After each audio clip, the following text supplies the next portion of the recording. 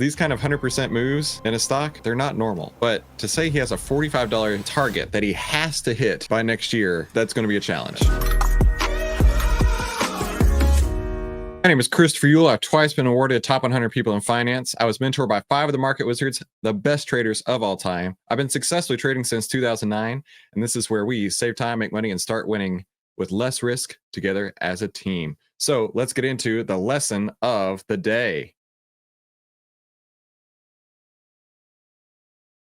So be sure to stick around to see how this ranks out of 10. And let's get into it. So this is called, if you're a SoFi shareholder, get ready for January 27th, Ultra Squeeze.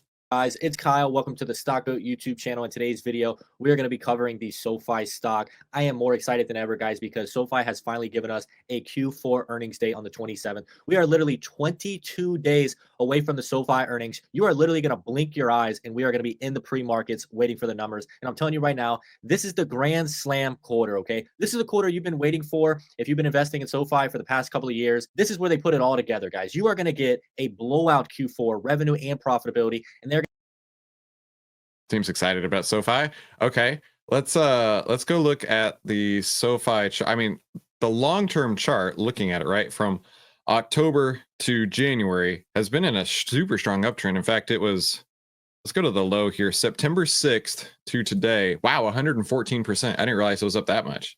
Looks really good. Now, just so you know, there is overhead resistance up here with this order block around $18 or so, which was created all the way back. I have to go way back. It was created all the way back November 26th of 2021. So if you are looking to get into SoFi, I would definitely be aware that you do have overhead resistance up here, right? Once it gets up into this area here, it's going to struggle to get through it, right? I don't think it's going to blow out straight through it because usually order blocks create a lot of overhead resistance, but just be aware of that. They're going to give you an amazing 2025 guidance. Remember, guys, literally a year ago when they did the Q4 earnings for 2023, they had an amazing Q4, very solid, big profits. They just went soft on the guidance, very conservative. They were still really hesitant on where rates were headed and also what the Fed was going to say. So we had a very soft Q1 and Q2 for literally 2024. I'm telling you right now, that is not going to happen for 2025. They're going to give us a blowout 2025 guidance. You know why, guys? They are running out of time. The management. He's obviously super bullish on the stock, that's for sure. For all of you guys that have been following this stock, follow me on the YouTube channel, they have a requirement time frame that they need to hit a $45 price target to achieve their bonus compensation. Okay, Anthony Noto, CEO specifically, has a $290 million bonus compensation package at around the $45 level, but he needs to hit it by mid-2026. Okay, that's good to know. I didn't know that. So SoFi's trading around $15 a share right now. So it's got to triple in the next year, it sounds like.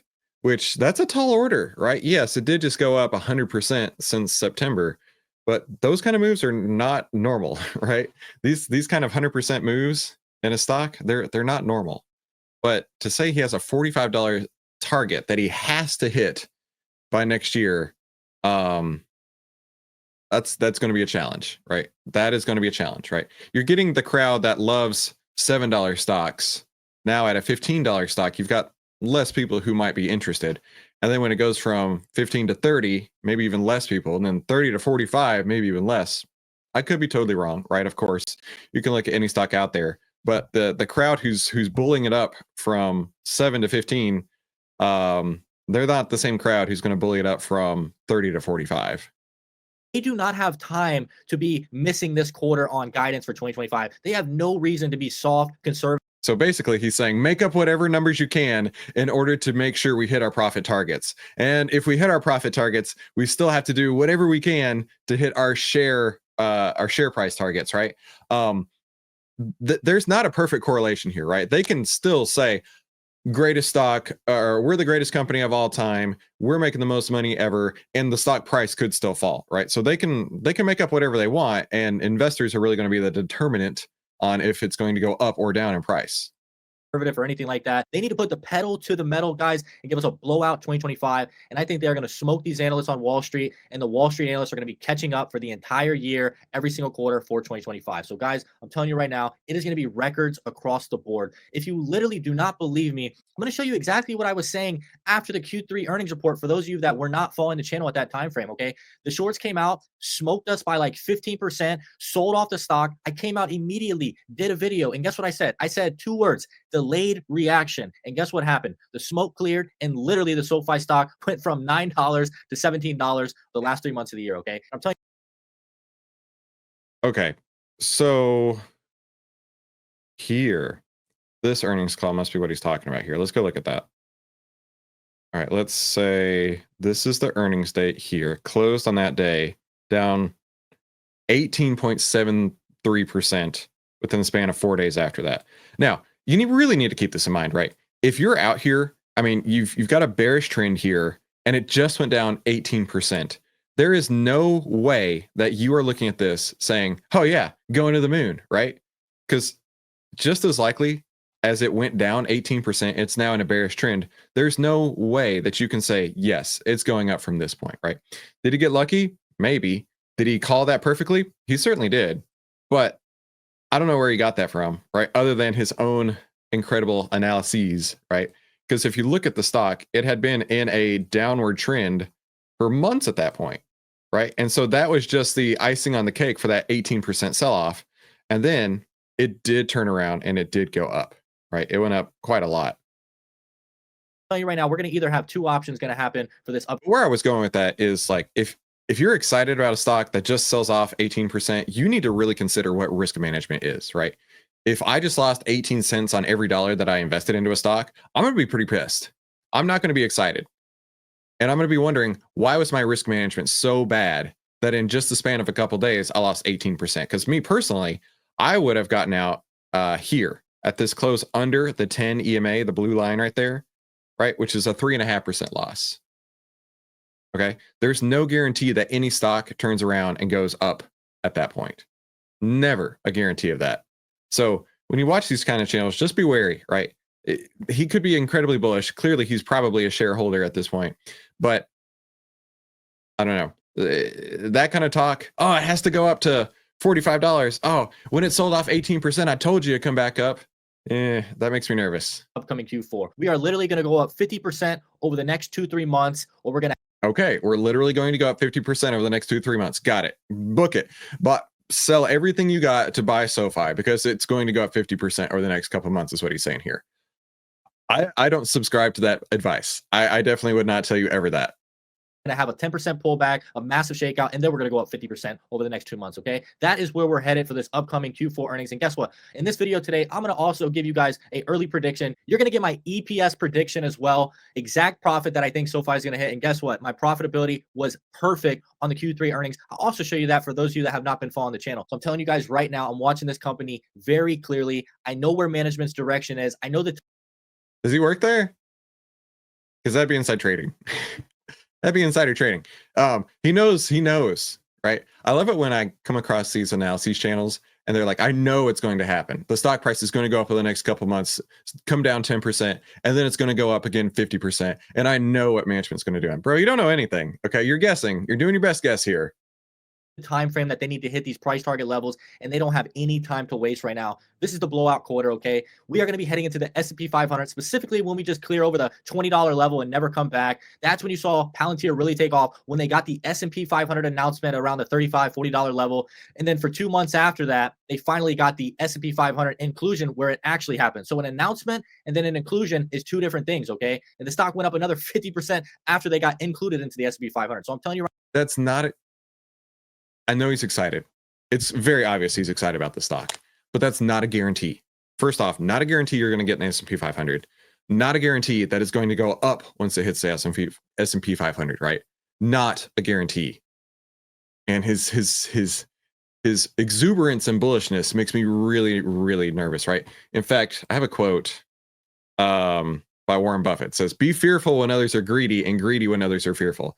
This kind of rhetoric right here makes me very fearful, right? When people talk like this, it makes me extremely like You sure about that? Right now, that is on the horizon for the next 12 months for SoFi, because they're going to be around 9 quarters of profitability in a row, by the time they get to the end of 2025. So guys, this is the quarter we've been waiting for. I'm very excited. I'm going to give you guys some numbers in today's video. And guys, I am not betting on SoFi stock to make any moves in the short term when it comes to call options. I'm playing some longer term dated, long-term leaps right now, 1.5, 2 years out. And I believe that those are going to pay out, a 1000% return, a 10x. Okay. I've done this multiple times in the past. I'm literally holding on to options right now that I bought months ago, 800% return. And I'm telling you right now, we are going to do it again. If you want access to those specific call options that I'm buying right now, I'm telling day traders do, options traders. I don't do stuff like that, guys. I like to be very conservative, 85% pure stock, and then the other 15% is the long-term options to give me that boost. I'm lining it up exactly how management is planning to line it up, for the SoFi company to get that, $300 million bonus. Where are you getting your ideas from, right? Exactly how management's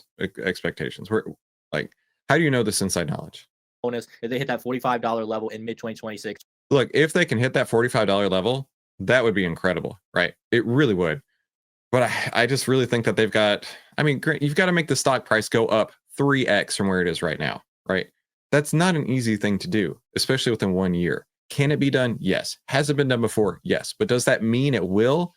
Not necessarily. And then if management's out there saying whatever they can to boost the stock price, I don't know. That concerns me, as if it's like a pump and dump, right? How high can we pump this before we can dump it, right? Get our profits in bounce. So I believe everything is going to start to play out extremely soon, guys. So do not miss it. Get inside the VIP Patreon. I'm telling you right now, this is going to be a huge payoff if you just have a little bit longer time frame. Once again, guys, this is going to be an amazing video. So be sure to smash the like button, drop a comment. Don't forget to subscribe to the channel. This is going to be an amazing video. We're already 5 minutes deep. And we're going to be keeping you updated daily. Let's get into the video. All right, guys, just take a look at this. One of my last videos I just posted on YouTube. I just want you guys to see, okay? We got a lot of people out there who are very concerned. I think you are full of it, but I'll be happy if you're right. I'm going to show you guys exactly why I am not full of it in this video today, and show you why my prediction, I believe, is going to hit just like it hit in Q3. And these specific earnings predictions that I'm predicting are going to give the stock, a 50% boost over the next, 90 days or so. I'm not telling you. God, this dude is really excited about this stock. Okay, I want to do this. I want to analyze this, right? But I'm going to use it with outlier, right? So the old saying is, be fearful when others are greedy, and greedy when others are fearful, right? Well, we built a tool that shows you when people are acting irrationally fearful or greedy, and by how much, like this guy is right here, right? So I'm going to look at these 8 things. First, I want to look at the market trend. So the market trend sets all, right? A rising tide lifts all ships. Now, the market hasn't opened yet, but when it does, it's going to open up about right here, 597. Okay. So one thing to keep in mind is the way that I determine a trend is the 10 period moving average, the blue line, under the 20 period moving average, and then price under the 50. So 10, 20, 50, I want them all stacked in the same direction. Right now, the 10 EMA is under the 20 EMA. So that's your short, your intermediate, and your long term all stacked together. That's what I want to see. When it opens up here, they're not going to have crossed back yet. It will be over the 50. So the trend of the market is still sideways at this point, right? As of last week, it was actually down, 10, 20, 50 pointing down. Now, if we go to SoFi itself, we can see 10 and 20 have crossed down. So this is starting to be a bearish trend, but this is sideways right now. Above the 50, but with the 10, 20 cross down is a sideways trend, okay? So that's the trend of the market and the trend of the stock. Now let's look at the market and sector breadth. So inside of outlier, it doesn't have enough data. SoFi doesn't have at least 4 years of data to calculate all the data inside of outlier. So what I want to look at is XLF, the financials ETF. And when I look at the market breadth of this, let me make this bigger for you.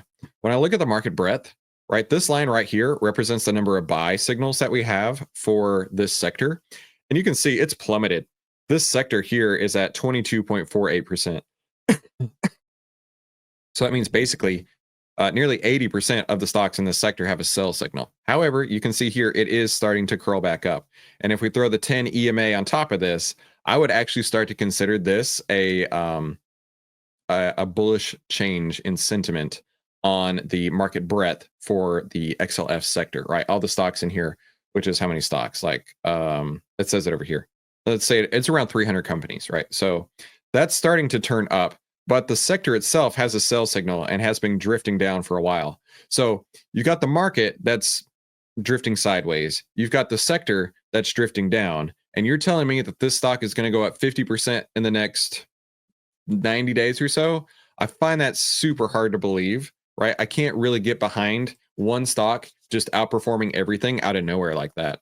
Now behavioral heat maps. So this is, well, remember I talked about the fear and greed, right? Right here, this is how we measure the fear and greed. And this is actually getting more fearful, not less fearful. As you can see, it went from the super ultra greedy up here to now in the moderate fear area down here. But I want to see the opposite. I want to see it where it's going out of fear and into greed, right? Because the more greedy that people get, the more people are going to be buying it. So you've got the market breadth working against you. You've got the market trend that's not conducive. You got the trend of the sector that's not very helpful, and then you've got the fear and greed of that sector also not being very helpful. Let's look at the news in this area. So we've got neutral news, financial opportunities, shooting invest in financial sectors, neutral, 2 ETFs, positive, positive. So we don't have a lot of negative news over there, which is good.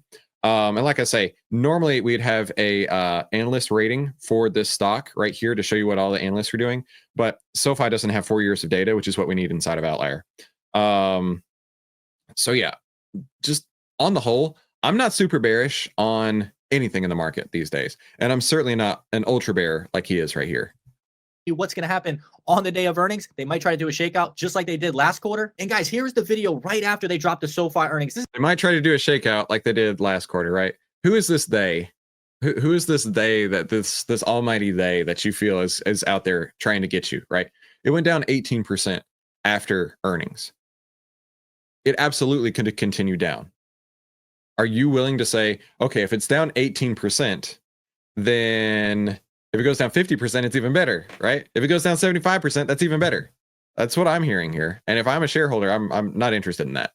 This is my earnings reaction. Literally the day of earnings, we are getting smoked inside of this video right now that I'm showing you guys. We're down like 10%. The stock already went up like 5%. So it was like a 15% pullback. But just listen to the confidence inside of this video. Guys, maybe we're just looking at, delayed earnings reactions, because of, massive retail falling. We have the massive. This sounds like justifications to me. When I watch these kind of videos where somebody's clearly a shareholder, and that's okay, but then you just lose all sense of risk control and say, it's down 10%. Don't worry about it. Go out and buy more. That is a sign to me of somebody trying to justify bad decisions. Short interest, and shorts are just continuing to pile up on retail, early on in the, pre-market trading. But guys, I do think this stock is going to go a lot higher. I had a $16 price target on the stock for this year. After seeing that, earnings report, I have to raise my price target to $18 fair value. And I think we have an opportunity to make a big run after the elections in the next week or so. All right, guys, you saw inside of that. Look, I gotta call a spade a spade. He was right. He was eventually right. But in the moment when a stock's down 10%, ultimately going down 18%, you really need to take a step back and say, you know what? Maybe I shouldn't be so stoked on it when it's down 18%, but I could get really stoked on it when it's gone up and it's like, oh, here we go. Now we're back to new highs from above that earnings release, right? Maybe get in October versus get in and set in August or September. And you can be a lot more confident in that stock. And I think that's the real takeaway from this video is don't believe everything you hear on the internet. First off, right? Abraham Lincoln said, don't listen to everything on the internet. Everything on the internet can't be true, or whatever the old saying is, right? Whatever the old saying is. And I think that this is the case here, right? I would not be ultra bullish on anything, especially when some random YouTuber is saying, when something's down 18%, you got to buy more because it can only go up from here. That's not really how it works, right? Let's look at something like Peloton, right? Peloton, at some point it was down 18%, but at this point it's down like 1,000,000%, right? Let's look at something like AMC. Okay, at one point it was down 18%, but now it's down like 99.9%. Okay, don't just jump into anything blindly, especially when it's down. Okay, that's a real recipe for disaster. That video, I said I believe the SoFi stock is going a lot higher after that Q3 earnings, and I raised my price target from 16. It's already down 10%, and you're like, it's going to go higher. I'm going to raise my price target. Okay. To $18 while the stock is getting smoked 10.5%. Where does the confidence come from? All right. When the stock is down at $10, no, I'm not buying jack, right? If the stock is getting murdered and it's down to the $10 level, which I don't know when that was, because around here it was at 7.5, whatever. Was it wasn't even close to that? I don't know. But if a stock's getting murdered down here, right, your best bet, or at least what I would do, is to just sit tight and wait, right? It didn't take long for it to recover. It really didn't. But when you look at the moving averages that we talked about here, the 10, 20, 50, when they all stacked on top of each other, you've got a bullish trend, right? So you could get out when it closes under that 10, and you could wait for the three moving averages to stack back on top of each other. And then it just rocket shipped, right? Because the math behind it is that stacked on top of each other like this right here, that is a bullish trend, meaning price is going up. At some point, it will flatten out and it will go down. We know that. It's just that's how stocks work. Doesn't mean it's going to go down a ton, but when these are all stacked in one direction, it makes it a lot easier to determine the direction of the trend. However, on the other end of it, when a stock is stacked the opposite direction, it's clearly in a downtrend. And nobody can convince me otherwise that back in December of 2023, when it was at $10, and then all year long it sold off and got to a low of $6, down 40%, that's a good value, right? That's the right time to buy the stock. Or you could wait for a moment till those moving averages cross back, maybe 6 weeks, maybe 4 weeks, and then you're off to the races, right? Because it's very easy if you look on a chart. Mark me on this. It's very easy when you look on a chart and you can see the moving averages, just those three, short, intermediate, and long, stacked in one direction. That's how the trend of the stock is going. So let's do this. Let's rank this video here. From 1 to 10, nobody gets a 7. I'm going to give this, so he's saying it's going to go up 50% in the next 90 days, and it's going to triple in the next year. Look, like I say, he could be right, but he's so blinded by his bullishness, that I don't think he has any sort of risk control. And because of that, I would rank it a 2. I would rank this video a 2 out of 10. Painful. Because if you're holding if you're holding stock in SoFi and it does go down and it does get taken out and it does have another 18% sell off and it doesn't hit those targets like he's saying, that's going to be ultra painful. So let me know what you're trading in the chat. I'd love to hear from that, right? I'd love to hear from you, and come back tomorrow to save time, make money, and start winning with less risk together as a team here in the Outlier Trading Room. Have a fantastic day, and we'll talk soon.